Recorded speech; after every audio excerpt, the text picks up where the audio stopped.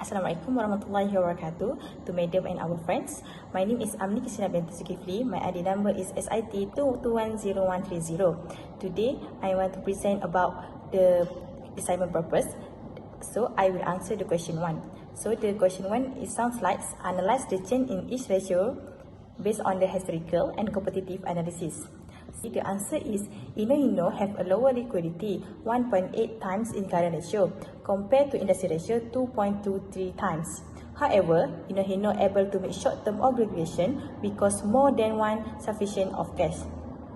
Next, we move to 2022. That is, Hino have a lower liquidity 2.12 times in current ratio compared to industry ratio 2.36 times. However, Hino able to meet short-term obligation more than one sufficient of cash. Next, for the 2021 is Hino have a lower liquidity that is 1.9 times in current ratio compared to industry ratio that is 2.19. However, Hino able to meet short-term obligation that is more than one sufficient of cash. Next, we move to the quick ratio. For the year of 2023, Hino have a lower liquidity 1.2 times quick ratio compared to industry ratio that is 1.9 times. Company with ratio less than 1 show difficulty to pay for immediate obligation should be more cautious. Risk for business can lead to insolvency. However, Hino able to meet short-term obligation because more than one. Next, we move to the year of 2022. That is, Hino have a same liquidity with industry ratio that is 1.4 times. Company with ratio less than 1 show difficulty to pay for immediate obligation. Should be more cautious. Risk for business can lead for insolvency. However, Hino able to meet short-term obligation because more than one. Next, we move to the year of 2021. That is, Hino have a same liquidity with the industry ratio that is 1.6 times. Company with ratio less than 1 show difficulty to pay for immediate obligation. Should be more cautious. Risk for business can lead to insolvency. However, Hino able to meet short-term obligation because more than one. For the next question is, discuss 3 implications based on the liquidity ratio current performance of the company. So, our answer is low liquidity can also mean the order simplify, as no market makers are willing to provide a competitive quotes at the moment on time. A ratio of Hino is less to industry ratio means the Hino have to face a negative working capital and can be experience a liquidity crisis, which is paying suppliers, employees or creditor on time or leading to positional cash of flow problem. Next is the ability of Hino to meet the short-term obligation. And the last one is, however, if Hino failure to pay the creditor, that means they are failure in business. So that's all for me. I will pass to the next presenter. Thank you. Assalamualaikum warahmatullahi wabarakatuh. My name is Nurul Atika Najib binti Amir. My ID number is SIT 22110122. So today I will be answering for the question 2. So the question given is conduct an analysis of the asset management ratio for Samsung Electronico Ltd and its subsidiaries utilizing the provided financial statement. And number 2 is outline the optimal course of an action that Samsung should pursue based on its performance. So here is the formula for the question 2. For the asset management ratio, there are 4 types of asset management ratio. First, inventory turnover. Second, average collection period. Third, non-current asset turnover. And the last one is total asset turnover. Now I'll be explaining about the inventory turnover calculation, which is in the performance of 2023. The formula given is COGS as cost of sale divided to average or closing inventory. The answer is for the cost of sale is 138,110,266 divided to 39,526,134. The answer is 3.15 times. In the performance of 2022, we use the same formula, but for the COGS, is 145,501,003. Divide to 39,956,410. The answer is 3.64 times. For the explanation is the total for the inventory turnover. It shows how many times Samsung per business sold and the replaced inventory per year. The total for the 2023 performance is 3.15 times. Is lower compared to the performance in the 2022. Samsung is selling its inventory at a slower rate relative to the previous period. It shows Samsung not efficiently utilizing its inventory to generate the sales relative to its asset.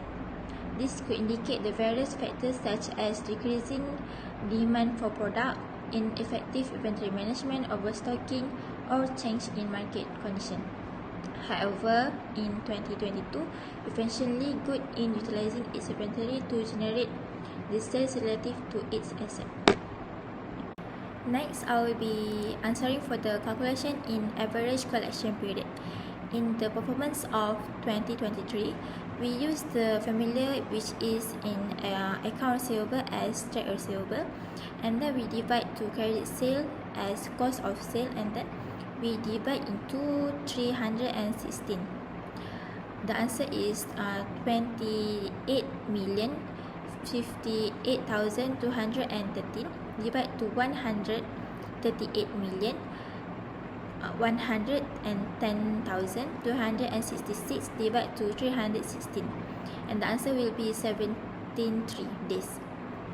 For the performance in 2022, for the account receivable is 27,349,373 divide to 145,501,003 divide to 316, with the answer will be 68 days. And the explanation is when the average collection period is higher compared to the previous year performance, it indicates that the Samsung is taking longer to collect the payment from its client. The total of average collection period, it shows how many days to collect the debt receivable from the client. In 2023, Samsung take longer time than last year to collect the debt. The performance can help the company to identify the areas improvement, strategies to expedite the payment collection, and mitigate the potential cash flow challenge. Next, I will be continue for the non-current asset turnover calculation. In the performance of 2023, the formula given is sales as revenue, and then we divide to the net non-current asset. The answer for the sales, which is 198,247,859, and then we divide to 199,039,464. The answer will be 0.996, which is 1 times. In the performance of 2022, we use the same formula. For the sales in 2022 is 231,96,390 divide to 176,758,404, and the answer will be 1.31 times. For the explanation is when the total of the non-current asset turnover shows how efficient the firm use non-current asset in the generating sale. In 2023, Samsung has lower non-current asset turnover and lower in 2022. It shows the company generating less revenue from its non-current asset relative to the previous period. Samsung can improve on optimizing the asset utilization, addressing the maintenance issue, or reassessing the investment decision to enhance the overall operational efficiency. In 2022, it indicates that generating more revenue from its non-current asset relative. And the last one for the calculation is total asset turnover. we use the formula given, which is sales as revenue divided to total asset. For the 4 months in 2023, the sales is 198,247,859 divided to 353,672, and the answer is 0.57 times. In the performance of 2022, which is sales 231,396,319 divide to total asset 343,325,656, and the answer is 0.67 times. The explanation is the total asset turnover shows how efficient the firm use all asset in current and non-current in generating sale. Samsung has lower total in 2023 compared to last year in 2022. It shows Samsung indicate that the company is generating less revenue relative to its total asset. However, in 2022, Samsung generating more revenue relative to its asset. They are able to gain insight to operational efficiency, strategy initiative, and financial health. And that's all from me. Thank you. Assalamualaikum warahmatullahi wabarakatuh.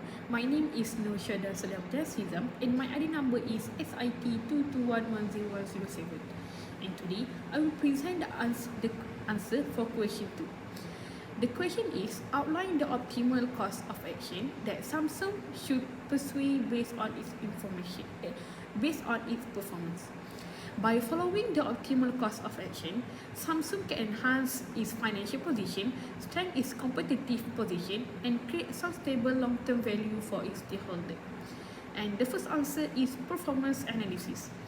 To assess Samsung's profitability, liquidity, and solvency, examine its financial account, which include the income statement, balance sheet, and cash flow statement.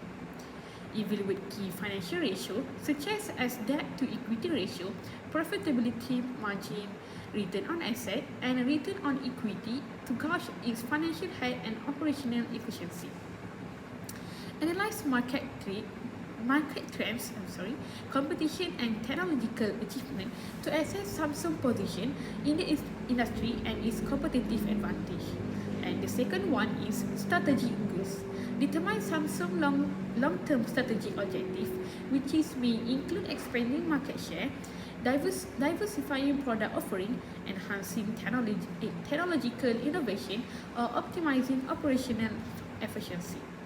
Consider Samsung's commitment to sustainability, corporate social responsibility, and ethical business practice as integral component of its strategic decision.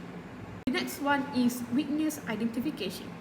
Identify an area of concern such as high level of debt, low asset turnover, or insufficient working capital that may hinder Samsung's financial performance and strategic objective. Evaluate any contingent liabilities or off-balance sheet risk that should impact Samsung's financial position and require mitigation. Furthermore, develop a comprehensive debt management strategy to optimizing Samsung capital structure, reduce interest expenses, and improve financial flexibility. This may involve refinancing existing debt, negotiating favorable terms with creditors, or exploring alternative financial options. And the last one is asset optimization. Implement initiatives to optimize Samsung asset utilization, improve inventory turnover, and maximize return on investment. This could include divesting underperforming assets, reallocating resources to high-growth areas, or enhancing operational efficiency through technology and process improvement. And that's all from me. I will pass to the next presenter. Thank you.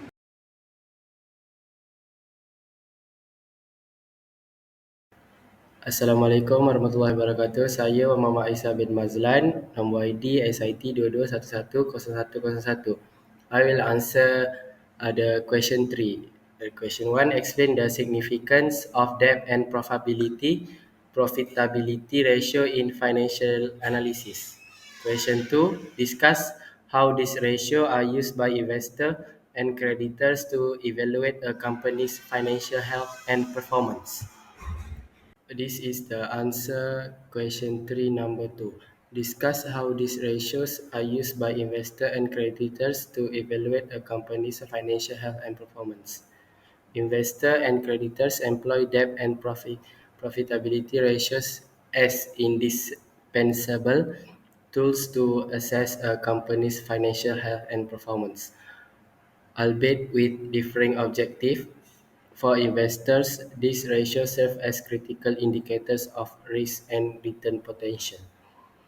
Debt ratio furnish insights into a company's leverage, helping investor gauge its susceptibility to financial instability and economic fluctuation. Meanwhile, profitability ratio offer a window into a company's operational efficiency and ability to generate returns on investment, thus influencing investment decision and stock valuation. Another main point answer question 3 number 2.